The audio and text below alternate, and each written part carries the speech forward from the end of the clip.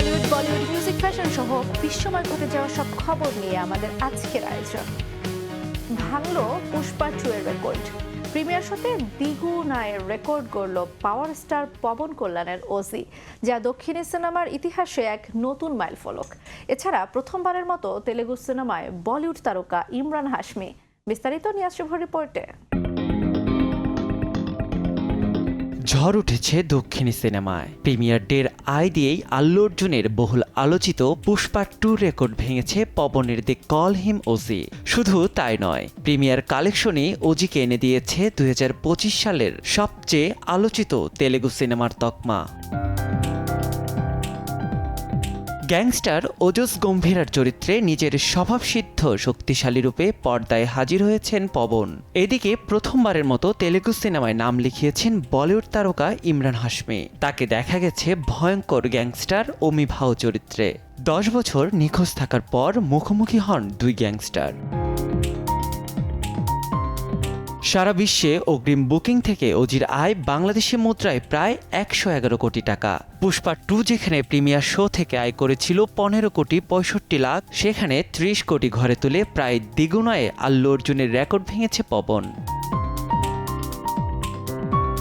তবে মুক্তির প্রথম দিনে পুষ্পা 2কে টেক্কা দিতে পারেনি ওজি। মোট আয় ও জনপ্রিয়তার বিচারে এখনও এগিয়ে আল্লুর সিনেমাটি।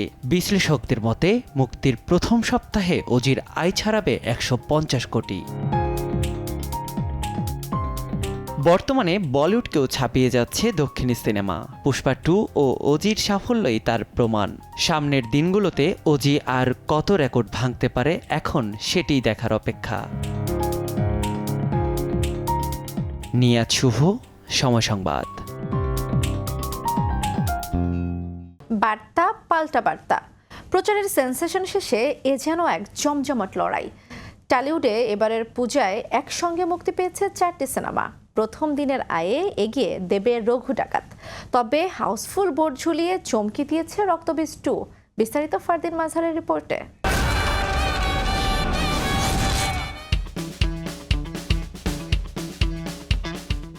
এবার পূজায় জমে উঠেছে টলিউড পাড়া। একসঙ্গে চারটি বড় ছবি প্রেক্ষাগৃহে। রঘু ডাকাত, রক্তবীজ 2, দেবী চৌধুরানী আর যত কাণ্ড কলকাতাতেই। মুক্তির আগের দিনই হাউসফুল বোর্ড ঝুলিয়ে চমক দিয়েছে রক্তবীজ 2। অন্যদিকে ঝড় তুলেছে দেবের রঘু ডাকাত। প্রথম দিনের ইন্ডিয়ান গ্রস কালেকশনে দেবের রঘু ডাকাত তুলেছে প্রায় 69 লাখ টাকা, আর শিবপ্রসাদ নন্দিতা রক্তবীজ 2 আয় করেছে প্রায় 24 লাখ। সংখ্যার হিসাবে এগিয়ে দেবের ছবি, তবে দর্শকের কৌতূহল অনেকটাই উজ্জ্বল রক্তবীজের সিকুয়েলের পক্ষে। একই দিনে প্রচার অনুষ্ঠান থেকে শুরু করে ট্রেলার লঞ্চ, দুই পক্ষে ছিল সমান উত্তেজনা। একদিকে দেবের পাশে মুখ্যমন্ত্রীর শুভেচ্ছা বার্তা, অন্যদিকে শিবপ্রসাদ নন্দিতার সরাসরি সাক্ষাৎ। এদিকে আজই মুক্তি পেল দুই ছবি, প্রসেনজিৎ শ্রাবন্তীর দেবী চৌধুরানী আর আবির নওশাবার যত কাণ্ড কলকাতাতেই।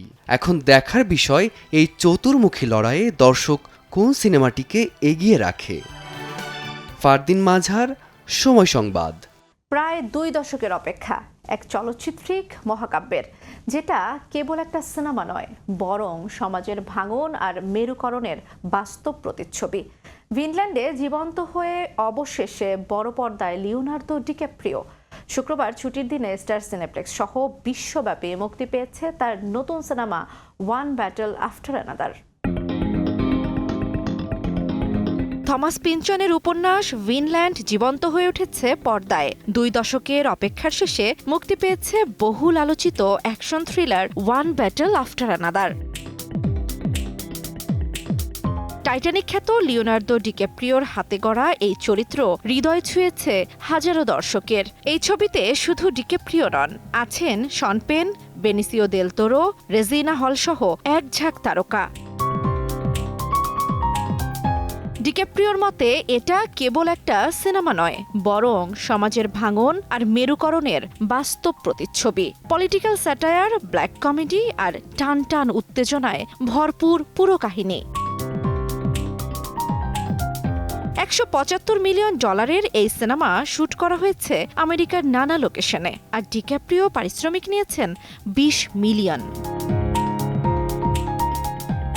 ট্রেলার মুক্তির পর থেকেই আলোচনা সমালোচনায় সরগরম পুরো হলিউড। অনেকেই বলছেন দেয়ার উইল বি ব্লাডের পর এটি অ্যান্ডারসনের সবচেয়ে সাহসী ও উচ্চাভিলাষী প্রজেক্ট। জান্নাতুল দোলনা, সময় সংবাদ। শোক কাটতে না কাটতেই মৃত্যুকে ঘিরে সামনে আসছে নানা ষড়যন্ত্রের আঁচ। সঙ্গীতশিল্পী জুবিনের আকস্মিক প্রয়াণের রহস্য জট খুলতে সম্প্রতি পুলিশের বিশেষ দলকে নির্দেশ দেন আসামের মুখ্যমন্ত্রী হেমন্ত বিশ্ব শর্মা। গায়কের শেষকৃত্যের 24 ঘন্টা সম্পন্ন হওয়ার আগেই ঘটনার মোড় নিল ভিন্ন দিকে। বিস্তারিত তাহমিনা তন্নির রিপোর্টে।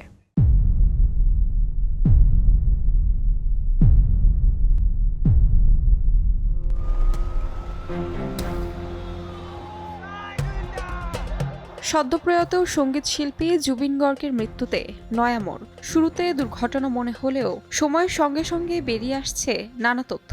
গায়কের রহস্যজনক মৃত্যুর ঘটনায় গ্রেফতার হয়েছেন দলের ড্রামার শেখরজ্যোতি গোস্বামী। পুলিশ সূত্রে জানা গেছে, শেখরজ্যোতির আমন্ত্রণেই সেদিন স্কুবা ড্রাইভিংয়ে নামেন জুবিন। তবে সেটি যে তার জীবনের অন্তিম সময় তা যেন কেউই বুঝতে পারেননি। জুবিনের মৃত্যুর তদন্তে গুয়াহাটির দাতলপাড়ার ম্যানেজার সিদ্ধার্থ শর্মা ও নর্থ ইস্ট ফেস্টিভ্যালের উদ্যোক্তা শ্যামকানু হোমন্তের বাড়িতে তল্লাশি চালায় কর্মকর্তারা।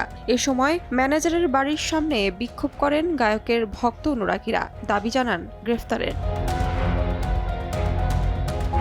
জুবিন গর্গের মৃত্যুর শোকে ভারী হয়ে উঠেছিল আসামের আকাশ। সোনাপুরের কামরুচিতে শেষকৃত্যের আয়োজনে ছিল লাখো অনুরাগীর সমাগম। হৃদয়ের অলিন্দে অসীম শূন্যতা আর বেদনার্ত হাহাকারে চিরবিদায় নিয়েছিলেন প্রিয় গায়ক। তাহমিনা তন্নি, সময় সংবাদ।